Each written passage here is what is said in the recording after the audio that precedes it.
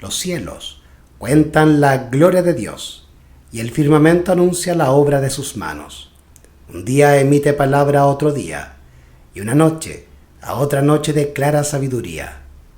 No hay habla ni lenguaje donde su voz no sea oída. Porque las cosas invisibles de Él, su eterno poder y divinidad, son claramente visibles desde la creación del mundo, siendo entendidas por las cosas que son hechas, así que no tienen excusa.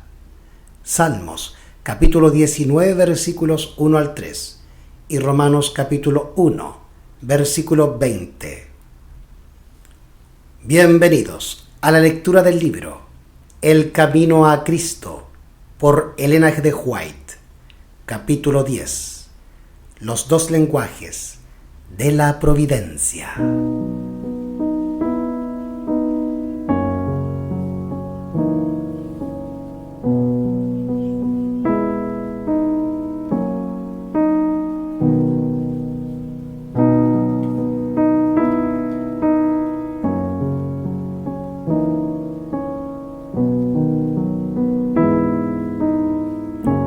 Son muchas las maneras en que Dios procura dársenos a conocer y ponernos en comunión con Él. La naturaleza habla sin cesar a nuestros sentidos. El corazón que esté preparado quedará impresionado por el amor y la gloria de Dios, según los revelan las obras de sus manos. El oído atento puede escuchar y entender las comunicaciones de Dios por las cosas de la naturaleza. Los verdes campos, los elevados árboles, los capullos y las flores, la nubecilla que pasa, la lluvia que cae, el arroyo que murmura, las glorias de los cielos hablan a nuestro corazón y nos invitan a conocer a aquel que lo hizo todo. Nuestro Salvador entrelazó sus preciosas lecciones con las cosas de la naturaleza, los árboles, los pájaros, las flores de los valles, las colinas, los lagos y los hermosos cielos, así como los incidentes y las circunstancias de la vida diaria, fueron todos ligados a las palabras de verdad, para que así sus lecciones fuesen traídas a menudo a la memoria, aún en medio de los cuidados de la vida de trabajo del hombre. Dios quiere que sus hijos aprecien sus obras y se deleiten en la sencilla y tranquila hermosura con que Él adornó nuestra morada terrenal.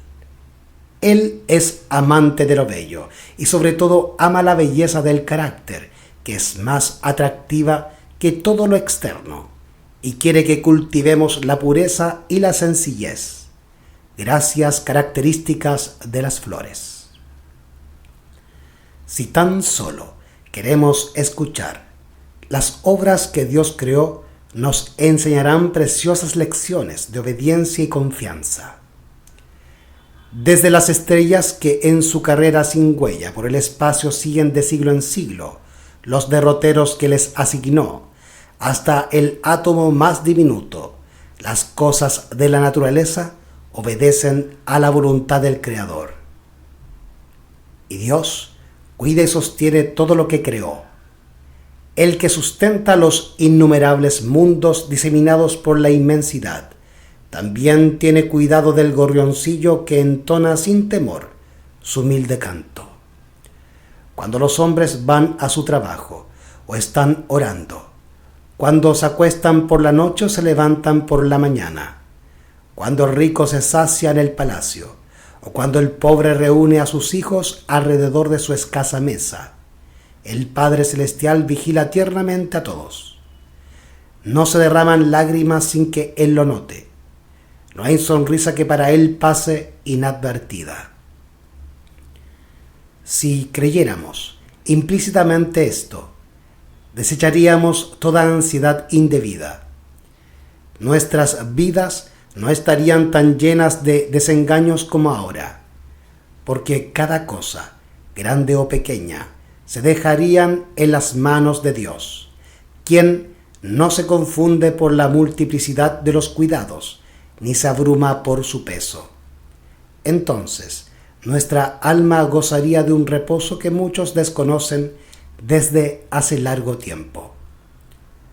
Cuando vuestros sentidos se deleiten en la amena belleza de la tierra, pensad en el mundo venidero, que nunca conocerá mancha de pecado ni de muerte, donde la faz de la naturaleza no llevará más la sombra de la maldición.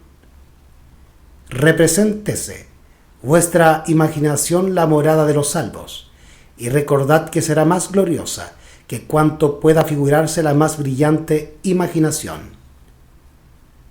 En los variados dones de Dios, en la naturaleza, no vemos sino el reflejo más pálido de su gloria. Está escrito: cosas que ojo no vio, ni oído oyó, y que jamás entraron en pensamiento humano, las cosas grandes que ha preparado Dios para los que le aman. Primera de Corintios, capítulo 2, versículo 9.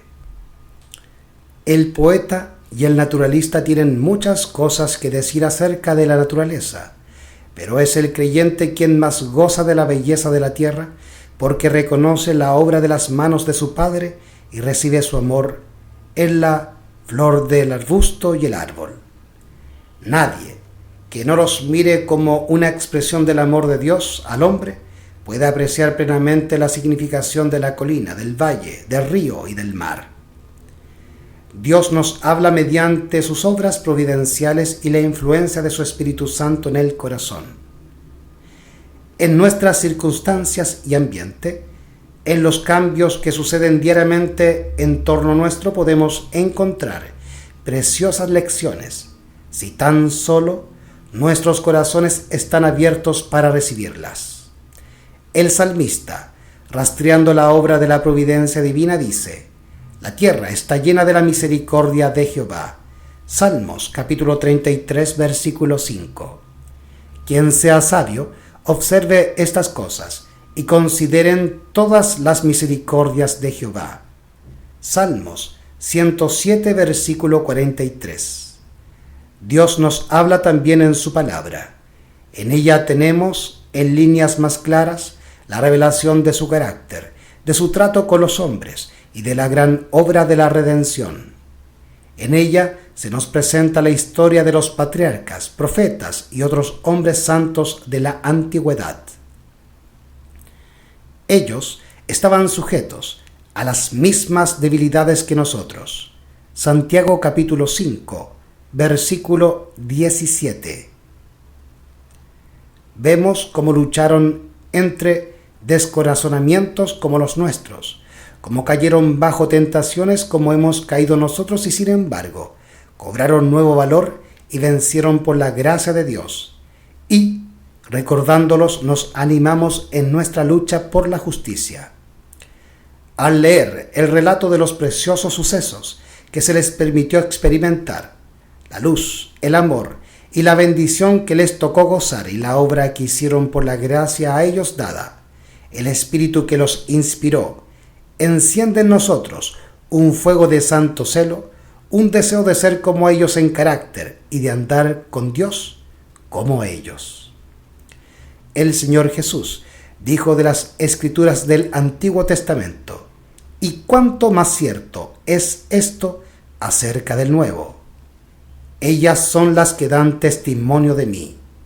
Juan capítulo 5, versículo 39. El Redentor, aquel en quien se concentran vuestras esperanzas de la vida eterna. Sí, la Biblia entera nos habla de Cristo. Desde el primer relato de la creación, de la cual se dice: sin Él, nada de lo que es hecho fue hecho. Juan capítulo 1, versículo 3. Hasta la última promesa: he aquí yo vengo presto.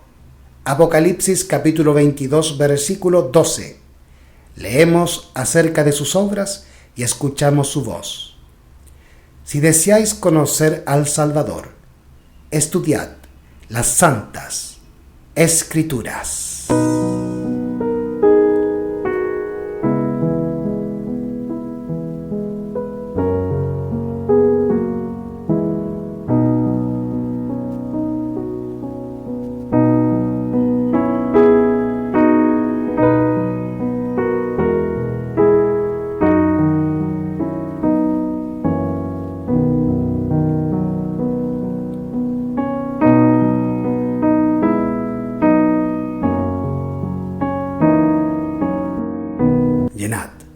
vuestro corazón con las palabras de Dios.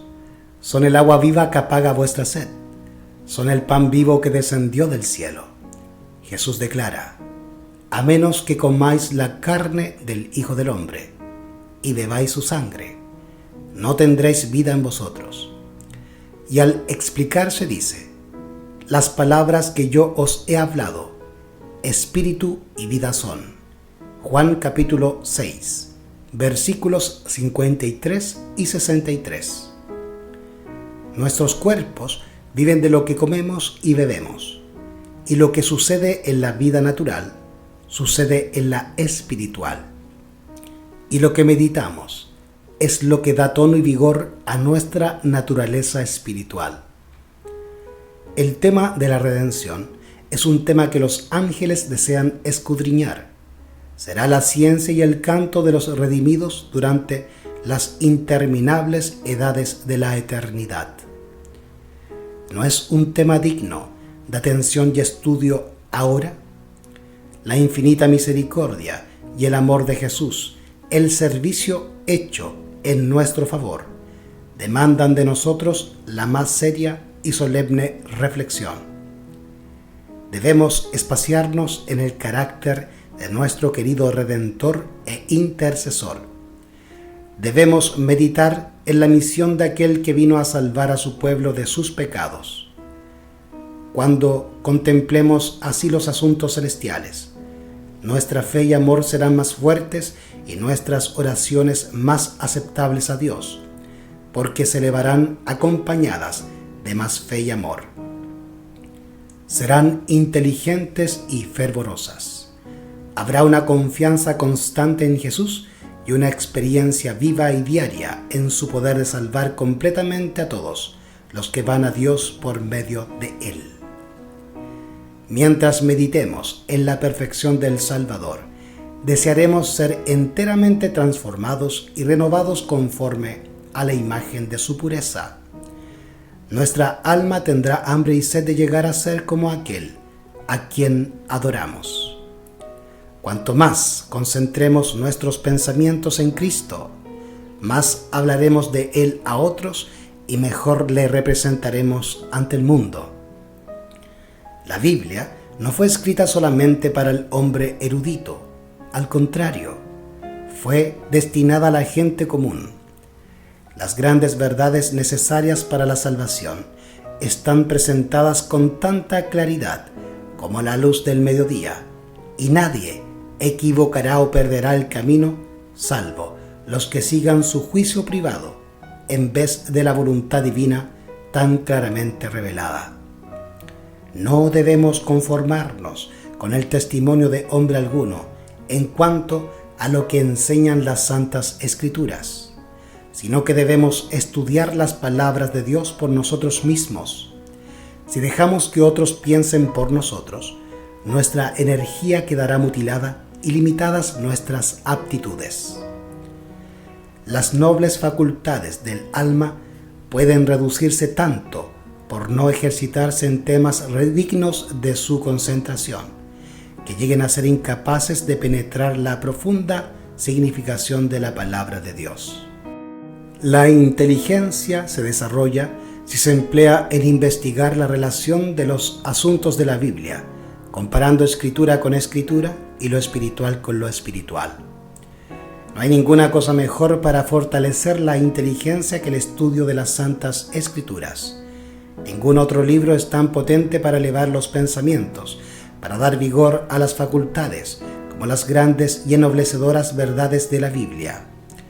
Si se estudiara la palabra de Dios como se debe, los hombres tendrían una grandeza de espíritu, una nobleza de carácter y una firmeza de propósito que raramente puede verse en estos tiempos. No se saca sino un beneficio muy pequeño de una lectura precipitada de las Santas Escrituras. Uno puede leer toda la Biblia y quedarse, sin embargo, sin ver su belleza o comprender su sentido profundo y oculto.